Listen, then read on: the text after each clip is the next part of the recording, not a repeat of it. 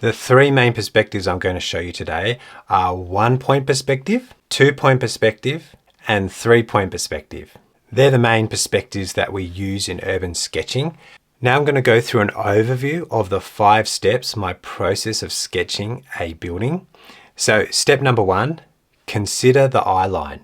The eye line, or it's also called the horizon line, is the level of your eyes when you're looking at a scene, or it's the height of your eyes when you're looking at a scene or object. Step number 2, consider the vanishing points. These help guide where all of your straight lines go to in the sketch, how they angle. Any lines on the building that have depth from the viewer converge at a vanishing point. Okay, step number 3, we use dots to lay out structure. Like other tutorials, I use my dot method. We can use it here as well with buildings. We lay out the construction, and I use my fingers to measure these dots and find the ratio between height and width. In this step, we can set up the perspective, and it really helps to have considered the eye line and the vanishing points when you're setting up this construction with the dots. Step number 4, sketch the main shapes. So we use these dots that we've placed and we outline the big shapes. And then the final step, step number 5, is to add the details. These are details like windows, doors, balconies, and these all have to still be in perspective, just like the big main shapes. So in summary, we consider the eye line, we consider the vanishing points, we use dots to lay out the structure, sketch the main shapes, and then we add the details. So if you're a Patreon member, we're going to go more in depth on each of those steps, and I'm going to go through the theory in a lot of detail. But here on YouTube, we're going to go straight to the exercises. So we'll start with the 1-point perspective, the front view. Already considered the eye line on this one. It's that blue line here. The reason why it's there's a few little hints. It's that background where the ocean is. That's the horizon line. It's also the eaves on the house. They're angling down into the middle point there. So I know that's the vanishing point, and that's where the eye line will be also.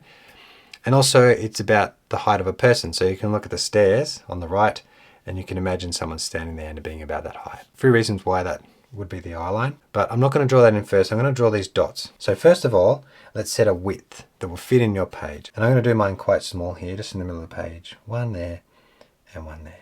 Now, when I compare the width of the building to the height, we want to get the right ratio. So I'll put my fingers on the width and I'll turn them to the height.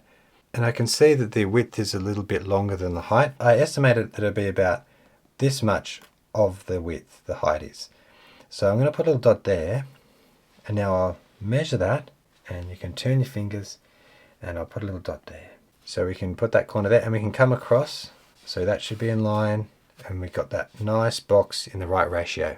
Now I just want to put a dot here for the top peak of the roof, and once again you can measure that distance on the reference just to see the ratio. So if I put my fingers on that height and compare it to the height on the side, it's roughly half the height. I measure that, and this time I'll show you, you can also do your pen. So I'm going from the tip to the bottom there, and I'm just getting up like that. But there we have our main points there for the building. Now we have to outline the building, connect those up. Just letting it wobble on the paper, loose lines with lots of character.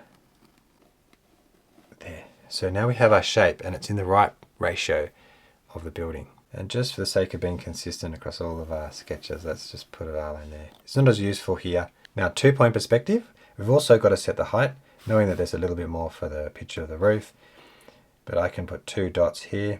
Now here the eye line is a bit more important, so let's draw it in now. So I know that just below the top of the door is the eye line, because all the lines are flat through there, and even the ocean on the side there is connecting to that eye line. And we can imagine the vanishing points are off to the side there, so it's 2-point perspective. So it's a little bit down from halfway about there. Draw a line horizontally. Now I want to draw the width. That edge of the building is going to angle up towards a point somewhere on that eye line. So that's why that angle is going up. But what is the ratio here? So I'm going to compare on the reference this width to the height. So I'm putting my fingers on the photo and I'm turning. And it looks like it's about 2/3 up the height. We can measure that and turn. Know that the width is somewhere there. So we have to angle it up slightly. So I'm going to come up from here just a little bit. Now, what about the width of the building on the front face? How far does that come out in ratio? Now I can compare this width I've already done across. And if I do that on the photo, it's about 2 widths across. So I measure that. We go here. There's one there. And then across again. And one here. But once again, I've gone straight across. So now I need to add angle for perspective. So I'm just going to subtly go up just a little bit. Both these angles are very shallow. I'm going to point over here on this corner of the building. But now we want the angle of this line to angle down towards the point on this eye line. So I have a little point going down. Same with this one. We go right across to this point. So it's not flat through there because it's away from the eye line. So we go down a bit. And if I compare that on the reference, that roof there is about half the height. So if I look at that distance and I put a dot for halfway. So I have that height there, half the height.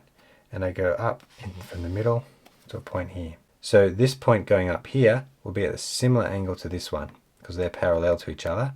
It won't be straight across, it'll be slightly down. Just like this line has an angle, this line will have even more angle. Now we have a whole lot of points there to help us to work that out. Let's connect the dots. So we'll start at the beginning. And as we come across here, you'll see there's these plants that come. So maybe between here and here, we'll just add some simple plants. Go like this around that point. And now we're coming from this dot to there. And straight down on this edge. So this edge here goes down to this dot there.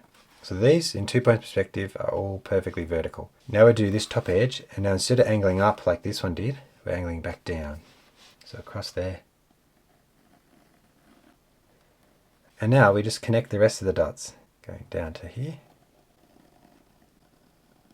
Now moving on to the third building here, the 3-point perspective, and we want to put the height first so we know it can fit in the page. It's always good to do. The bottom in the middle there. There we go. Now I also want to draw the eye line, so let's do that first. It looks like, I'm just doing this by eye now, just a little bit off the bottom there. A eye line in.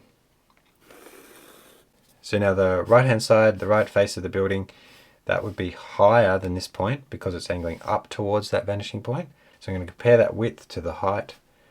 So I look on the photo, that width, turn my fingers, there's about 3 widths to the height. So it's 1/3 of this height.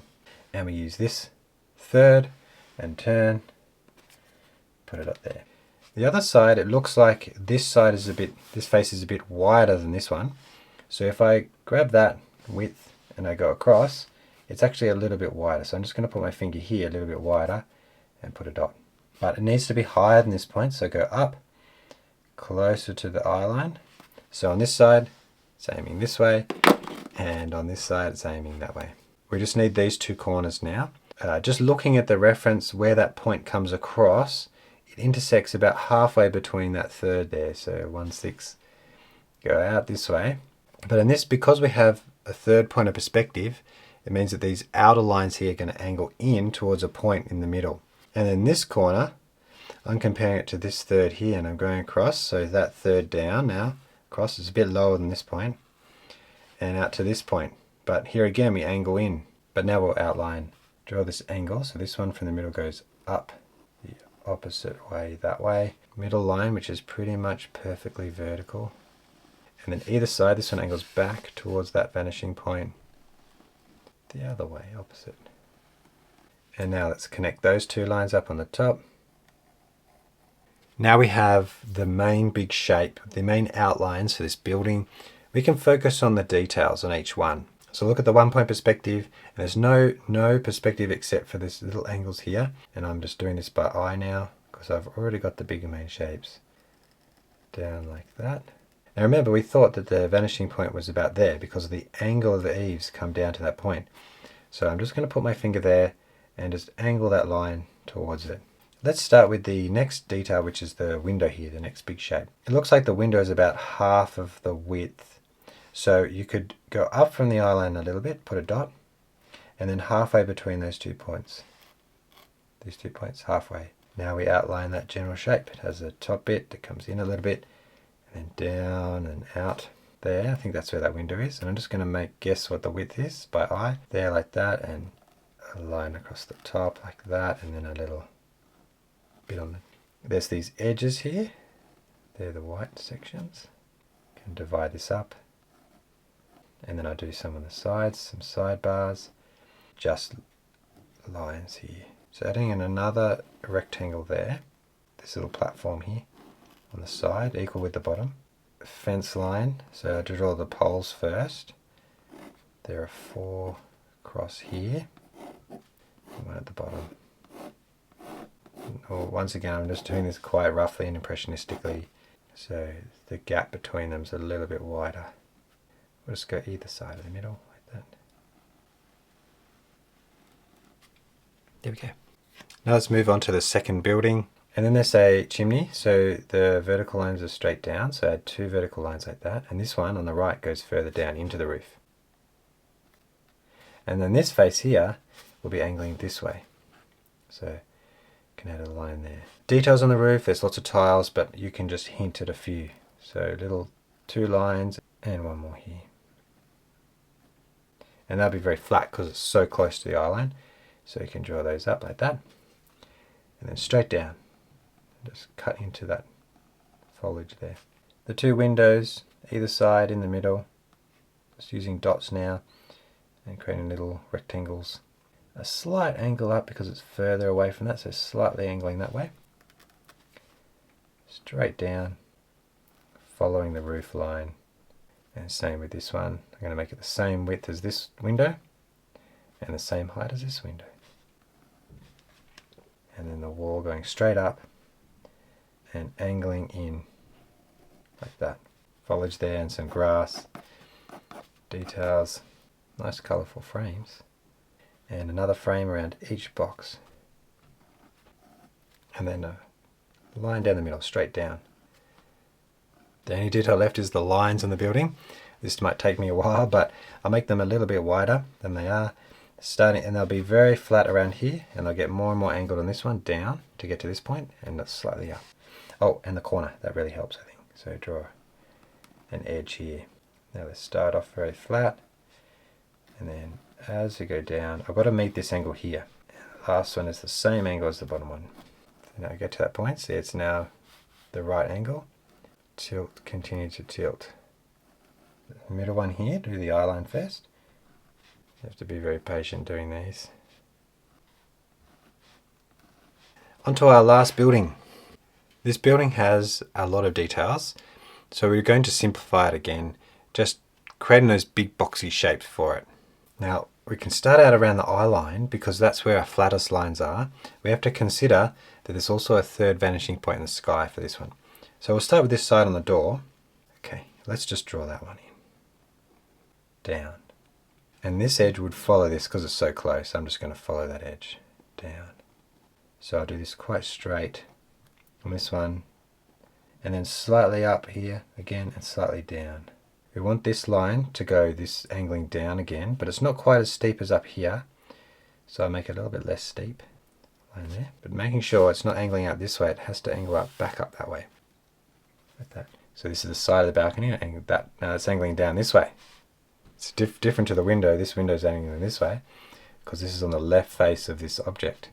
And then the vertical line there, I'm following this edge. So now that square, if you just left it like that, it wouldn't look like it's on the building, does it? That's because it is sticking out. Now let's draw the front face. Now join those up. And this will be a little bit flatter because it's lower down. This one should be going up like this. And this one going down.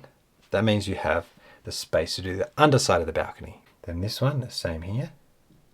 So now I've got a balcony with an underside, and I'm just going to do 2 dots again for the height. So a bit higher than that dot, and then a bit higher than this dot. So angling them up, like that, up in the sky, and that helps you see underneath. Looking at that angle and coming down there. 2 balconies, very tricky. We'll move on to the front face. So I could start up here, but I really don't want to make the doors too small. So let's start at the doors. So I'm going to go that distance and go up. And I'm just simplifying here that whole area and put a dot, and it's higher than this point then because it's angling back down. This building has got so many little challenges in it. And they're very flat here because it's close to the eye line. I know that the angle top there is the same as the door, so I'm trying to make it like that. Front of the awning like this. that's about halfway, and the bottom of the balcony is a bit further up and a bit to the left, about there. And that mirrors that line. Add that, and the good thing about adding that angling is that you'll see that bottom of the balcony. And now I angle it back down. Now we've got the underneath of that balcony. So let's do this line like that, and then down. Now I'm just looking at the distance between the awning and this one, and it's a bit higher than halfway the top corner. So once again, we can draw that edge, and then this vertical line. The more details you have, the easier it gets. Now we have most of the perspective structure. You might have to have a few goes of this one. There's more external details than most sketches will ever have.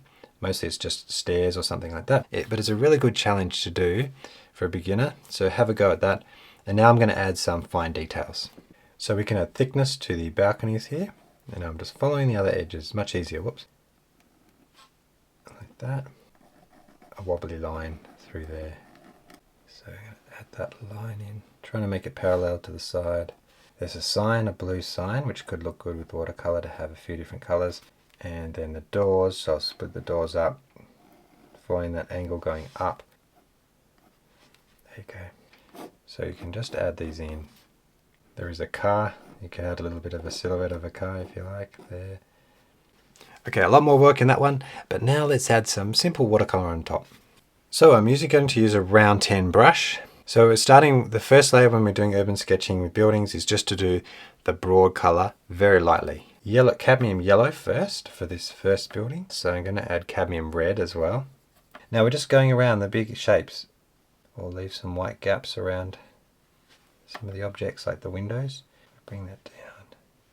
So I'm going to add the top and the side of all these windows are going to be that mix there. We used burnt sienna, so this window has its windows shut, so it's both. Then we have this door here. I'm just changing it a little bit. You can add some burnt umber as we go across. Touch of Payne's grey, darken that up. Also brown, so let's go through some of these fence posts. So I've got sap green.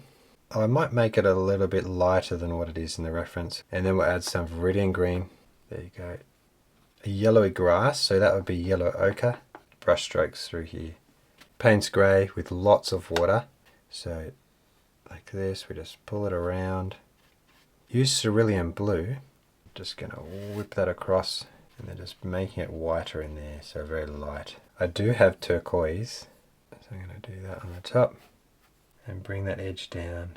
So cadmium red, then there's these red lines across each window frame. Could also add some burnt umber in it to make it warmer. A little hut here. So I'm going to use my hairdryer to dry that layer, and then we'll add a second layer. And I'm using yellow ochre, so I'm just avoiding some of the windows. So I've come down about a third, and now adding some more paint in there, so it's a bit darker. To go around the vending machine. On the middle building, we want to add the dark sections for the windows. So I'm adding Payne's grey back into that mix. So they're not going to be perfect rectangles. So I can just do a little stroke in each one. Let's add a bit of ultramarine. With shadows, sometimes use Purple Lake, this color here, or you could use ultramarine and rose. So first they're going to do a shadow right across the building here, like this. See the shadow go right out there like that. And the side, let's add some shadow. And so this whole face on this left side is in shadow. And there's shadow coming off the side on the ground. A shadow under the eave on each side. There's some darker shadows there, and inside bottom of that balcony. So I'm going to add a bit more shadow there and there. And then in that dark area here, just some strokes like that. There, make that interesting. Dry there, hold the end of my brush and just tap. Interesting splats through there. Bits through here just to show the texture. Feels like it needs a bit more here. Now we can add highlights. So I've got my Uniball Signo pen. I see that there are white flowers here, so the top of the chimney, just where the light might hit, put white lines on those and they stand out on that dark background. So just edges of corners, there's actually a line across this.